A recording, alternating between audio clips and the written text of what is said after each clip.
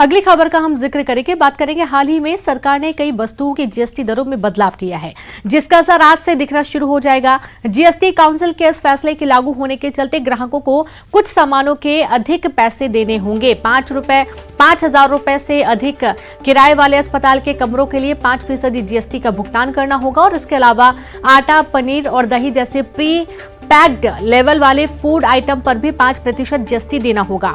1,000 रुपए प्रतिदिन तक के टैरिफ प्लान, होटल के कमरे, मैप और चार्ट जिसमें एटलस भी शामिल है, पर 12% वस्तु और सेवा कर लगेगा। वहीं क्रेटा पैक पर 18% जीएसटी लगाया जाएगा। इसके साथ ही बैंक अब चेक जारी करेंगे तो उस पर भी टैक्स लगेगा।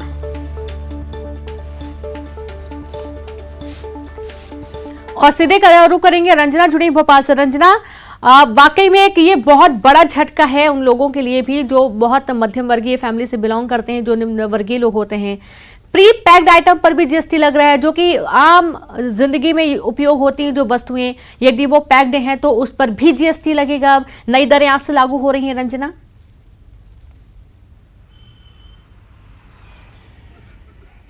जी रेणु, बिल्कुल आज से महंगाई का एक और झटका आम आदमी को लगने वाला है और आम आदमी के लिए जो रोजाना की जो वस्तुएं हैं वो खरीदने में अब थोड़ी सी परेशानी जरूर होगी, क्योंकि अब तक जो पैकेट आटा है, पनीर है, छाछ है, इन चीज़ों को जीएसटी के दायरे से बाहर रखा गया था। लेकिन जीएसटी काउंसिल की बैठक हुई और उसमें ये फैसला लिया गया है कि जो 5% जीएसटी है वो अब इन सभी जो पैकेट वाले आइटम हैं इन पर लगाया जाएगा। तो आम आदमी है उनके लिए ज़रूर ये चीज़ें, क्योंकि रोज़मर्रा के उपयोग की चीज़ें हैं तो उनके लिए परेशानी तो ज़रूर होगी। लेकिन अब से जो पैकेट वाला आटा है, दही है, छाछ है, पनीर है, इनके दामों में आज से इजाफा होने वाला है और इसकी जो घोषणा है वो करीब 1 महीने पहले ही कर दी गई थी कि अब इन सभी पर 5% से ज़्यादा जो जीएसटी है वो लगाया जाएगा। और इसी के साथ ही अब जो कि लोग घूमने फिरने के लिए जाते हैं या फिर होटल के रूम बुक कराते हैं तो वो भी अब एक तरह से महंगाई के दायरे में आएंगे और उन पर जो 1,000 से ज़्यादा रेट वाले जो होटल के कमरे हैं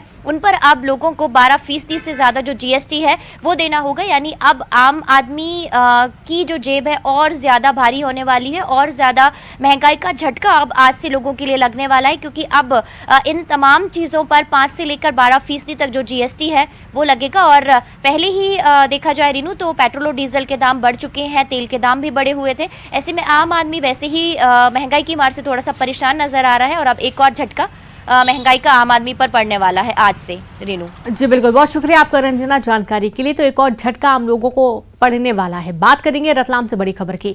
मालगाड़ी बेपटरी हुई है, 16 डिब्बे पटरी से उतर गए। दिल्ली मुंबई रेल लाइन पर यातायात ठप हुआ। मंगल उड़ी और लिमखेड़ा स्टेशन के बीच हादसा हुआ है। देर रात करीब 1 बजे हादसा हुआ।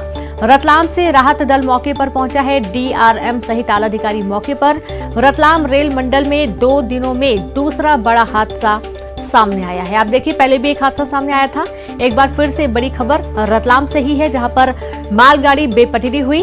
16 डिब्बे पटरी से उतर गए। दिल्ली मुंबई रेल लाइन पर यातायात ठप हुआ।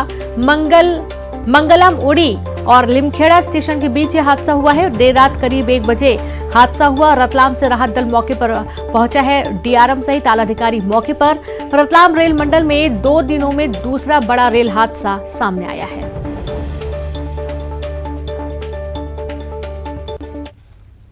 एक और खबर बैतूल से है, जहां उफनती माचन नदी में एक युवक बहने से बच गया। युवक नदी पार कर रहा था, तभी बहने लगा। दूसरी तरफ खड़े 2 युवकों ने उसकी जान बचाई।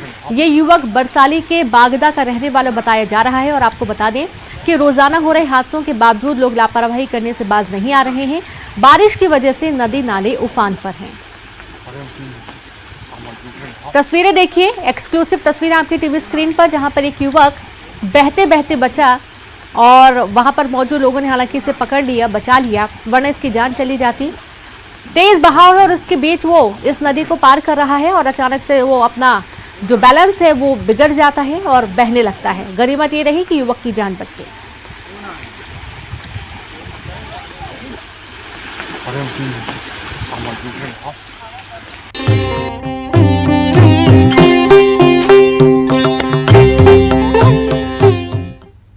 14 जुलाई से सावन मास की शुरुआत हो गई है और आज सावन का पहला सोमवार है। जी हां, हिंदू धर्म में सावन मास का विशेष महत्व है। कहा जाता है कि सावन मास भगवान शिव का सबसे प्रिय महीना है। इस पूरे महीने हर तरफ हरियाली खिल उठती है और इस मास में भगवान शिव की आराधना करने पर मनोवांछित फल की प्राप्ति होती है। सावन मास की शुरुआत ही विश्व कुंभ और प्रीति जैसे शुभ योग के साथ हुई है। सुबह से ही शिव मंदिरों में भक्तों का तांता लगा हुआ है। अगर हम बात करें महाकालेश्वर आने की तो और स्पेशली भस्म आरती की, तो भस्म आरती बहुत ही अच्छी, मतलब सबसे स्पेशल आरती है महाकालेश्वर की। और भस्म आरती की स्पेशलिटी ये है, पूरे 12 ज्योतिर्लिंग में से सिर्फ एक ही ज्योतिर्लिंग है जहाँ पे भस्म आरती परफॉर्म होती है।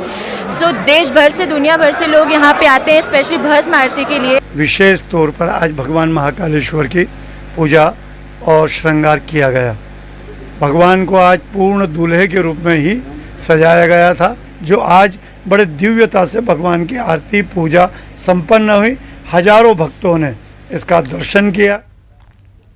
देश भर के शिव मंदिरों में विशेष पूजा अर्चना की जा रही है। सुबह से ही शिव मंदिरों में भक्तों का तांता लगा है, लेकिन द्वादश ज्योतिर्लिंग की बात ही अलग है। पुराणों के अनुसार जहां जहां ज्योतिर्लिंग हैं, उन 12 जगहों पर भगवान शिव स्वयं प्रकट हुए थे। आइए आपको द्वादश ज्योतिर्लिंग के दर्शन कराते हैं। सबसे पहले आपको लेकर चलेंगे मध्य प्रदेश के उज्जैन, जहां शिप्रा नदी के तट पर स्थित महाकालेश्वर स्वयंभू दक्षिणमुखी ज्योतिर्लिंग है। देश भर में यह तीर्थ स्थान बाबा महाकाल के नाम से प्रसिद्ध है। तो वहीं ओमकारेश्वर मंदिर मध्य प्रदेश में नर्मदा नदी के किनारे मंधाता पर्वत पर स्थित है। सोमनाथ मंदिर गुजरात के काठियावाड़ क्षेत्र में समुद्र किनारे स्थित है। और चंद्रमा ने भगवान शिव को आराध्य मानकर पूजा की थी और चंद्रमा को सोम भी कहते हैं, इसलिए इसी नाम पर इस ज्योतिर्लिंग का नाम सोमनाथ पड़ा। मल्लिकार्जुन मंदिर आंध्र प्रदेश के कुन्नूर जिले में कृष्णा नदी के तट पर स्थित है। केदारनाथ धाम उत्तराखंड में अलकनंदा और मंदाकिनी नदियों के तट पर स्थित है। यही श्री नर और नारायण की तपस्थली है। भीमा शंकर ज्योतिर्लिंग महाराष्ट्र में पुणे से करीब 100 किलोमीटर दूर स्थित है। धर्मनगरी काशी में काशी विश्वनाथ का मंदिर गंगा नदी के तट पर स्थित है। ऐसी मान्यता है कि हिमालय छोड़कर भगवान शिव ने यहीं अपना स्थायी निवास बनाया था। त्र्यंबकेश्वर मंदिर महाराष्ट्र के नासिक से 30 किलोमीटर पश्चिम में स्थित है। गोदावरी नदी के किनारे स्थित यह मंदिर काले पत्थरों से बना है। नागेश्वर मंदिर गुजरात में द्वारकापुरी से 17 मील दूर स्थित है। कहते हैं कि भगवान शिव की इच्छा अनुसार ही इस ज्योतिर्लिंग का नामकरण किया गया है। बाबा बैजनाथ मंदिर झारखंड के देवघर जिले में स्थित है। कहा जाता है कि एक बार रावण ने तप के बल से शिव को लंका ले जाने की कोशिश की, लेकिन रास्ते में व्यवधान आ जाने से शर्त के अनुसार शिव जी यहीं स्थापित हो गए। रामेश्वरम मंदिर तमिलनाडु राज्य में स्थित है। ऐसी मान्यता है कि रावण की लंका पर चढ़ाई से पहले भगवान राम ने जिस शिवलिंग की स्थापना की थी, वही रामेश्वर के नाम से विश्व विख्यात हुआ। शिव का 12वां ज्योतिर्लिंग घृणेश्वर के नाम से प्रसिद्ध है और इसे घुमेश्वर के नाम से भी जाना जाता है। यह मंदिर महाराष्ट्र के दौलताबाद से लगभग 18 किलोमीटर दूर स्थित है।